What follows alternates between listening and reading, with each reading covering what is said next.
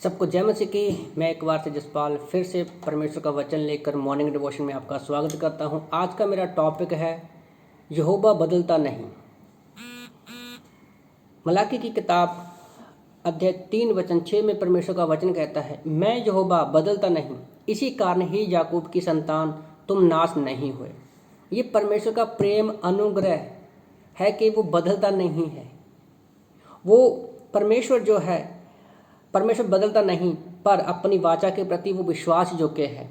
और इसी कारण जो है उसने अब तक इजराइल को बचा के रखा है कि वो नाश नहीं होने दिया अब तक, और ना ही परमेश्वर हमें नाश होने देगा। और आज तो हम यीशु मसीह पर जब विश्वास करते तो हम कभी नाश नहीं होंगे, क्योंकि परमेश्वर बदलता नहीं है।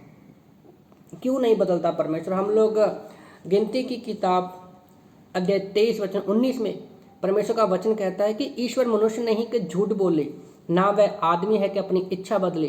क्या जो कुछ उसने कहा है उसे ना करे? क्या वह वचन देखकर उसे पूरा ना करे? तो परमेश्वर आदमी की सोच नहीं है, जो हर पल, हर घड़ी, हर एक मोमेंट पर वो बदलता है। तो अगर एक बार परमेश्वर बदल गया तो सोचो क्या होगा। अगर परमेश्वर बदल गया कि मैंने तुम्हें प्रेम नहीं करना है, तो सोचो क्या होगा। हम एक सेकंड भी परमेश्वर के सामने जो है खड़े नहीं हो सकेंगे। जैसे परमेश्वर का वचन कहता है पहला यूहन्ना अध्याय 4 वचन 1 में कि परमेश्वर प्रेम है। परमेश्वर अपने स्वभाव में, अपने चरित्र में, अपने वादों में, अपने वचनों में वो कभी नहीं बदलता। परमेश्वर है जो हमसे जो वादा वो किया है वो पूरा करेगा। और याकूब की किताब अध्याय 1 वचन 17 में जब हम वचन को पढ़ते हैं, हर एक अच्छा वरदान जो है वो परमेश्वर की ओर से ही आता है और वो उत्तम है, जो ज्योतियों के पिता की ओर से मिलता है, जिसमें ना तो कोई परिवर्तन हो सकता है, ना ही अदल बदल के कारण उस पर छाया पड़ती है। तो परमेश्वर के वचन को कुछ भी चीज़ परिवर्तन नहीं कर सकती। ना तो परमेश्वर खुद बदलता है और ना ही उसके किए हुए किसी काम को कोई बदल सकता है, और ना ही कोई चीज़ उसको प्रभावित कर सकती है, क्योंकि वो परमेश्वर है जो कभी बदलता नहीं है। तो ना तो पिता बदला, ना पुत्र बदला, और ना ही पवित्र आत्मा कभी बदलेगा हमारे प्रति प्रेम करने से, अच्छी बातों को लेकर। हाँ, ये परमेश्वर का सच्चाई भी है कि वो न्याय करने वाला परमेश्वर है। प्रभु अगर न्याय करेगा वो उससे भी नहीं बदलेगा। पर परमेश्वर ने आज हमें मौका दिया है कि ज़्यादा से ज़्यादा प्राण जो है वो नरक में जाने से बचाए जा सके।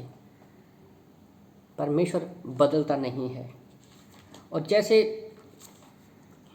मैं रूथ के बारे में पढ़ रहा था, रूथ के बारे में कि इंसान बदल जाता है। जैसे हम लोग देखते हैं रूथ की किताब अध्याय 1 वचन 5 में नौमी कहती है, तब उसने कहा, देख तेरी जिटानी अपने लोगों और अपने देवता के पास लौट गई है।